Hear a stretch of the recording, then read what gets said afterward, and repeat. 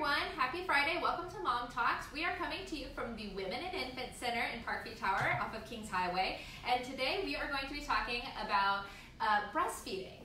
Now, Barnes-Jewish Hospital is a baby-friendly hospital, which means that we talk and we teach a lot about the benefits of breast milk and breastfeeding your baby. So it's one of the things we're very proud of here in St. Louis and in the state of Missouri. So today we're just going to be continuing that conversation. We've been talking the last few weeks about being a working mom, or at least being a new mom. So we're going to be keeping up the conversation today.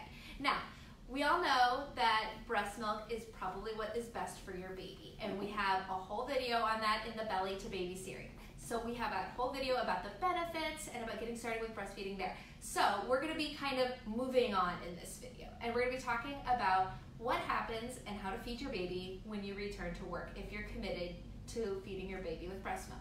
And for a lot of us who are working full-time and away from our babies all day, that means pumping. So much fun. So I'm going to have you ladies first just introduce yourselves and talk a little bit about what you do here at the Women and Infant Center. Okay. I'm Michelle Bowman. I'm one of the lactation consultants here. I'm probably one of the people that's going to see you in the hospital when you come here.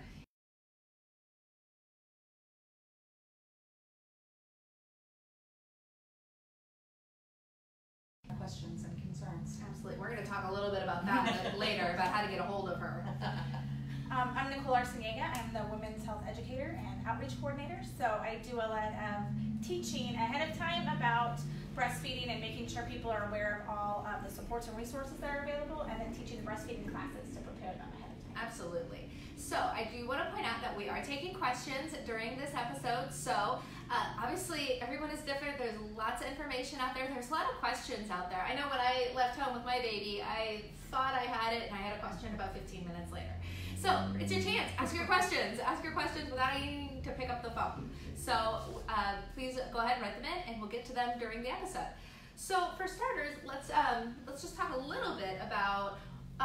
Let's just assume you've been breastfeeding through your maternity leave, but now it's time to go back to work.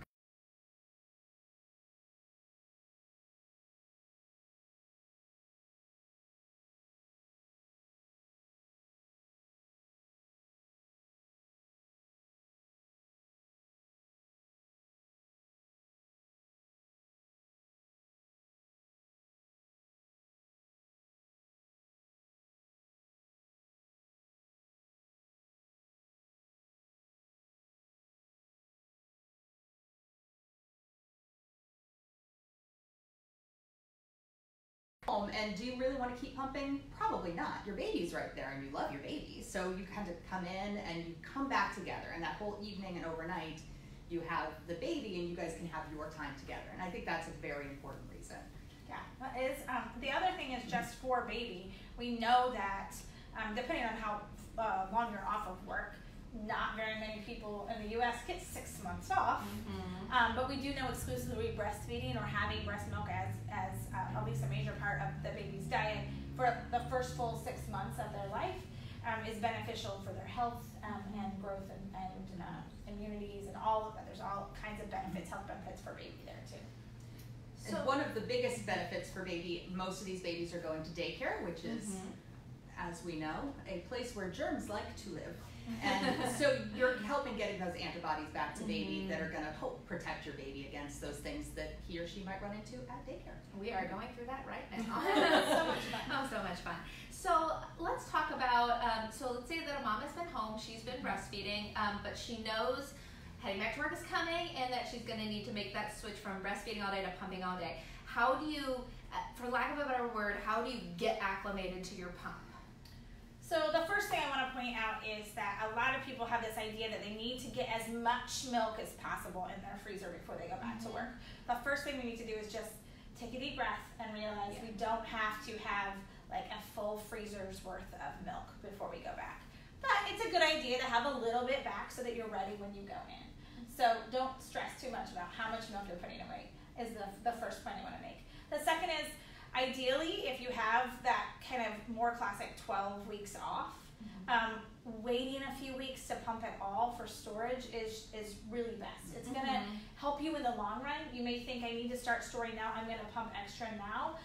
But when we're trying to get baby latched and established supply, you and baby are the best at doing that. So spending that first month just putting baby to breast. I'm not saying you can't go out for a date night and pump a bottle of milk for that. I'm just saying don't stress about what's in your freezer until you know that you and baby have that kind of situation just with the breastfeeding figured out.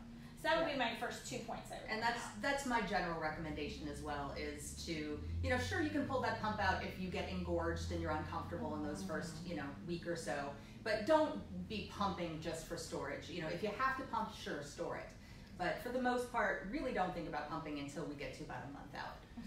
Okay, and when you get to be about a month out, what do you recommend? How many times per day? Any point of day? One of the tricky things about breastfeeding, we can give lots of advice and support and kind of guidelines that work for most people, but everybody's body is different. So you're going to react to the pump different, you're going to react to your baby differently, your baby's going to have a different schedule than another.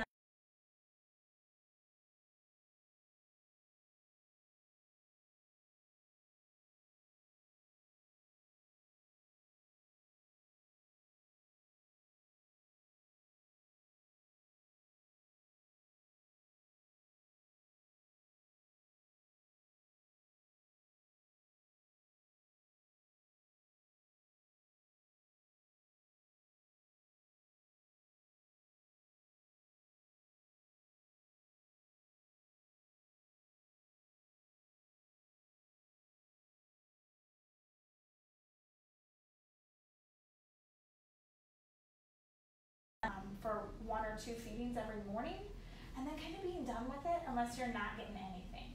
And then you can add an extra pump here and there, maybe in the evening before you go to bed, or 1 in the afternoon if you happen to feel like you can. What we don't want to do is pump between each feeding, which I think people are like, I want to pump so much so I can get so much milk.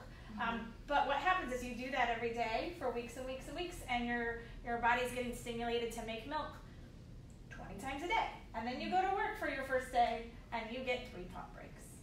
And your body goes, I have all this milk for you to get out of me, and you're not doing it. So that can cause a lot of pain, discomfort, and actually can put you at risk for things like infection and clogged ducts. So basically pumping after each feeding is telling your body you have twins. Yeah. And you're going to make as much milk as you would have if you had 2 babies. And if you think about how that's going to feel when you go back to work and don't have the ability to pump as often as your baby feeds sometimes, that's really not going to be fun. So we want to limit that pumping. I usually say mornings as well. I usually will say, hey, if you happen to wake up before your baby does, go ahead and pump then. And there's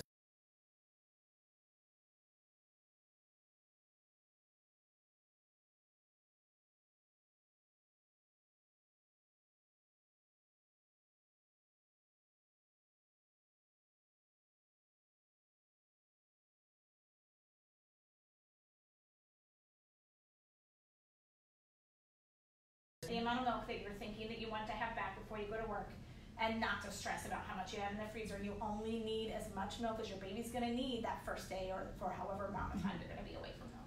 I think people forget that they're always going to come home with a bag full of milk. And you are. You're always going to come home with a bag full of milk. So you're going to always pretty much have what baby's going to need for the next day. Yes, it's great to have some stored up, but you don't need that full freezer. Great. In fact, you don't want it. There's only so much room in your freezer, and you need to have frozen pizza in there as well. Yes. At least if you're my family. So whenever you're talking about going back to work, let's talk about a woman's rights. So in the workplace, what is a mother's right to pump? Should there be space available and that kind of things? I'll let you go. You're going to let me go? Okay. I can speak specifically to our facility. We actually have a policy that says for the first 12 months when you come back, you have to be allowed all of the time that you need for pumping. And I think the vast majority of places do have similar policies, but there are also laws that say that they have to do this as well. So, the law, and I'm going to get muddy on which part's federal, which part's state, but basically, if you're here in the St. Louis area in Missouri, and your employer employs more than 50 employees, they are required to provide you as a space, a private space, so it can't be where other people can come in and out of easily. Private, in other words. Right. Yes. Where you can pump, and that is not a bathroom. So they have to provide that space for you, and they have to allow you the time to pump as much milk as you need. So basically, they have to provide you as much time as you need to pump what your baby needs to eat every day. They do not have to pay you. So not only they can ask you to clock out and clock back in. I jokingly tell some of my patients, it's, if you feel comfortable confronting your employer, you could also just mention that's fine, but can we also apply that rule to smokers? So they have to clock out and clock back in and see how that goes. Maybe you'll get more leniency. Not everybody feels comfortable talking about that. But I'm just saying that this is something that's really good for you and your baby. So having them support it, I feel like people are getting way better about this, and you don't get nearly as much pushback as you used to. I'm finding that it's rare anymore for me to have a mom tell me I'm the first woman to come back from maternity leave and need this. Most people, you're not the trailblazer, so just ask as early on as you can, even while you're still pregnant. Ask what the facilities are. Ask what sort of things that they have for you. Let them know that you are coming back and this is going to be an expectation, so it's not a surprise. And making the plan that's good for you. It's great for your coworkers too, because then they know going in, when she comes back, she's coming back to work, and she's going to need to do this, and then it can be a lot more supportive than, hey, I'm back, guess what, and now I'm going to need to leave regularly to pump, and nobody knew that was going to happen. So it's just a good idea to make a plan ahead of time. Absolutely, definitely support from coworkers. At least in my case, this go around has been amazing. So I think it really makes a difference. So let's talk about a working mom's day with pumping. How often should they stop to go pump? Well, in theory, you should pump as often as your baby eats. In reality, if we can get at least every 3 to 4 hours, you're probably lucky. Do the best you can. As long as it's not affecting your supply, it's probably okay to wait a little bit longer, and as long as you're comfortable, but at least every 4 hours. So probably at least twice in an 8 hour. We have a question. So one viewer wants to know how they are able to keep their supply up as their baby grows. Yeah, that can be so hard. So what do you recommend as far as if you feel your supply is dropping, how to work on that, or what to do? So a few points there. The first thing is, if you really do feel like I'm starting to pump more frequently and my body's really taking a hit, like I've seen a big drop in what I'm getting, the best way to do it is increase the amount of times that you're pumping. So finding the time to say, I need to add an extra pump, or I need to pump for a little bit longer. There are things we can do with the pump to do a second letdown with each pump that we can show when we come to improve that. So, but really the only thing that we know pretty much across the board that can help with increasing supply is increasing stimulation. That being said, it could not just be the pumping that's making your supply drop a little bit. When babies get to about 6 months, some earlier, some 5 or 4 months, they're starting to take in other foods as well as breast milk. So it's natural, somewhat, for your supply to start to drop off little by little, starting at about 6 months, because your baby's getting calories from other places. So my biggest takeaway from that is don't stress about it too much. It could just be kind of this naturally would have happened. You just wouldn't have known because you wouldn't have been pumping into bottles. You would have been feeding your baby at breast, and then they're also eating foods. So. And the other thing that I tend to see, as babies get older, is everyone seems to think that just because the baby's gotten older, that means they need more and more and more milk. But breastfed babies have a tendency to kind of cap out at about 4 ounces, and you're not going to keep producing. You're not going to be producing 8 ounces of milk at 6 or 7 months when you were producing 3 or 4 originally. Once you hit your kind of maximum production, you've hit your maximum production. Your milk itself actually changes as your body grows, or as your baby grows. So I have a lot of moms that tell me, at daycare or grandma or whoever, they're telling me that the baby is taking 8 ounces. Your baby probably doesn't need that much. So I find that a lot of moms don't really have a drop in supply so much as not keeping up with what that baby's being given. So have a discussion with your provider, whoever's providing care for your baby, and let them know that if the baby continues to need that sucking, because at breast, babies are going to suck for as long as they feel like it. And with the bottle, they're going to suck until it's empty. And so if you have a baby that needs that continued suck, a pacifier can be useful. And also remind your care provider that, okay, you gave the baby the bottle, they seem like they're still hungry. How old is this baby? If they're 6 months old, do we need to do another bottle, or can I give them a snack? because we have foods now that we can offer. So that's a lot less stressful for mom. Mom doesn't feel like I'm not making enough. Well, look, you can give this and this and this. Now we have options. That's exciting. We have options. When we think about some women who say, I'm going to pump as much as I can and then supplement with formula, what are our thoughts on that? I think Great. if that's That's what you if want to that's do. yeah.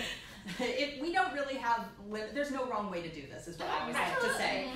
You know, whatever works for you and your family. If you just want to pump the certain amount and then fill in the rest with formula, if that's what works for you guys, then there's nothing wrong with that. Yeah.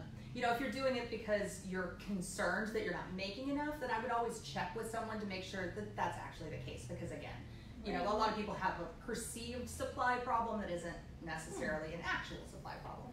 But a lot of people really do only want to give formula to the daycare or something like that. There's a lot of people who do that. I know. I even had a few, and this isn't super common, but I've had some moms who the baby gets formula when they're away from mom, and they manage to be able to breastfeed baby when they're home.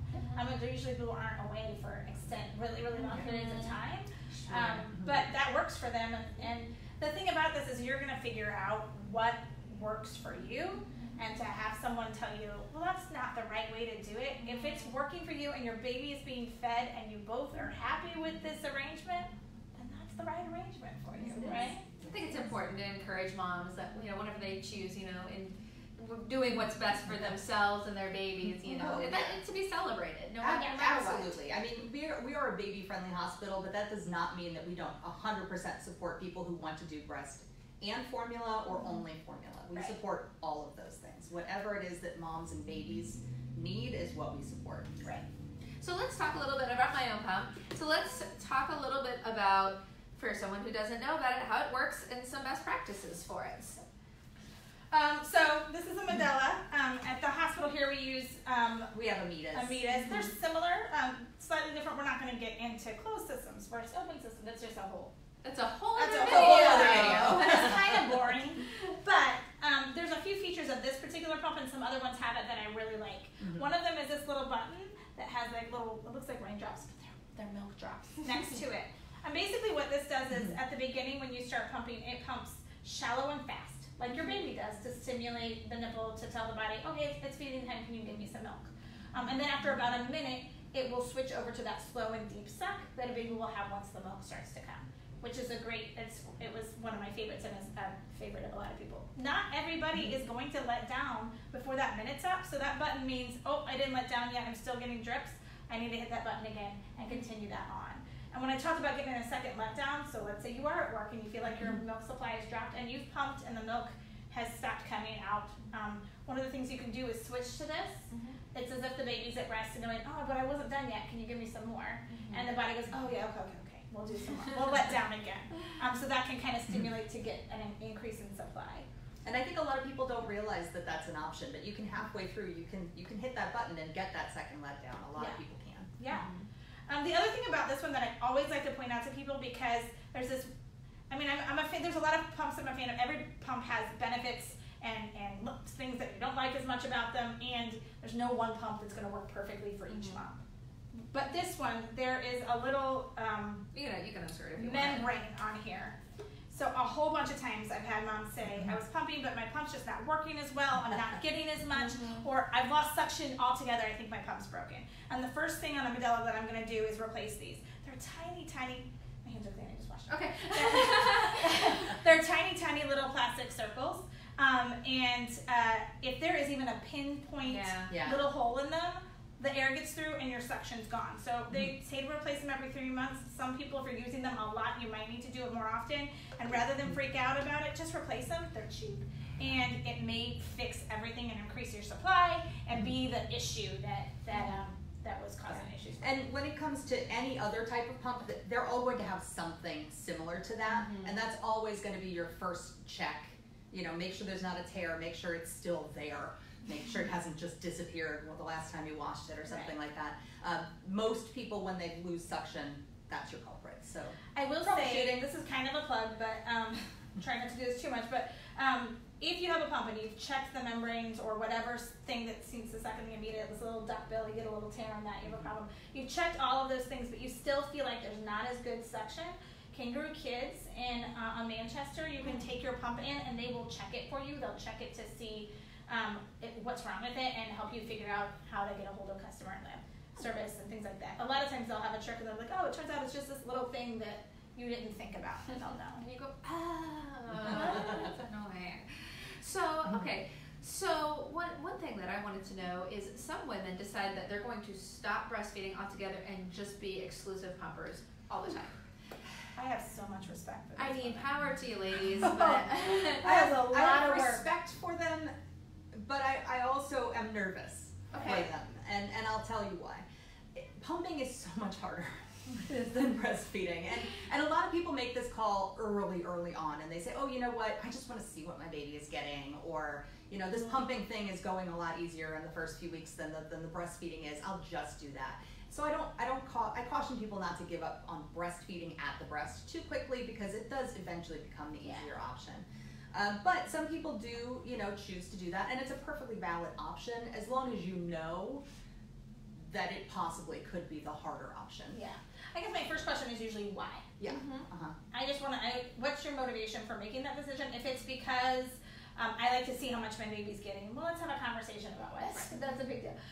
If it's really because I just prefer this over that, we've been doing this for 4 months and I'm going back to work and I'm just going to use my pump, or some people randomly respond to pumps amazingly, then okay. I mean, it's not a wrong decision, but let's look at the motivation behind the decision, and is it actually the best option? Or is there something where you say, you know, I'm having issues with this latch and it's uncomfortable, that we could very easily fix for you without you having to make that choice? That's really what you examine the whole picture first. So let's talk a little bit about the services that we offer here. So for starters, you will come see those moms at the hospital. You saw me, so yes. We will see, and it's not just me. We have a whole team. Yes, they're all amazing. I don't have to think so, but I'm biased. But we try to see every mom every day. You know, whether you've got a baby that's here with you or is over in our NICU area. We also have a whole team at the NICU for lactation as well, which is really nice. So you're going to definitely get, you know, seeing double if you have a baby over in the NICU, which you need at that point. So we see you every day to the best of our ability, and we send you home with our phone numbers and our information about our support group, which meets every Tuesday from 2 to 3 in this very room. It's free. You do not have to even pay for your parking. We will pay even for that. So, you know, feel free to come see us if you have any needs, or you just want to come and hang out with some other ladies who are doing the same thing. Cool. That sounds good. Yeah, because I know, I can speak from experience that you see lactation on the first day of the hospital and you're like, yeah, okay. And then like they come back the next day and you're like, I have so many questions. 10 to 15 questions. Can you move in with me? And then we see you on the last day and you're like, please come in. No, that means we haven't done our job. That's not what we want. We have amazing services here, but we also realize that coming back up to the hospital, and some people that deliver with us don't always live very close by. There are some amazing resources in the community. The first thing I usually, if you're not close by, is go to any local hospital that has women and infant services at all. Generally will have some sort of support group. So ask there. If you are 5 miles from that hospital, it's going to be a 45-minute drive here, and it makes a lot more sense to go where it's close by with the support's close by. For example, Missouri Baptist has a group. Yes. They actually have a group, 2 groups. One, I think Thursday mornings, morning and afternoon. Other places that have groups, Kangaroo Kids, we already mentioned, has groups. Jamal Birth Village in Ferguson has groups on Saturdays. They also have walk-in lactation support, I think 4 days a week. Who else is on my list of?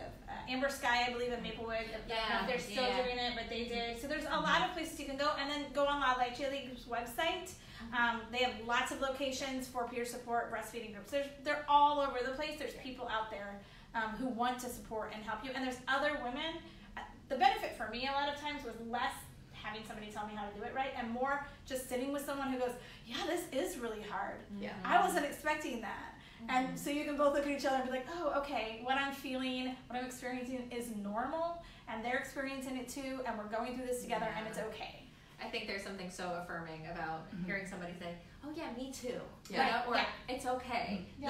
Honestly, my favorite part of our support group is when a mom of an older baby looks at a mom of a brand new baby and says, I went through that exact same thing. This Absolutely. is what I did that worked. Yeah, and I'm just here seeing now. that I'm still support doing so it. nice. We made it through. Mm-hmm. Yeah. That's the best part of the support group. Thanks, ladies, for all your information. Good conversation today. Okay, so this is going to wrap up Mom Talks for today. I hope you'll join us next week for the final episode of our new mom series. This one's going to be a lot of fun.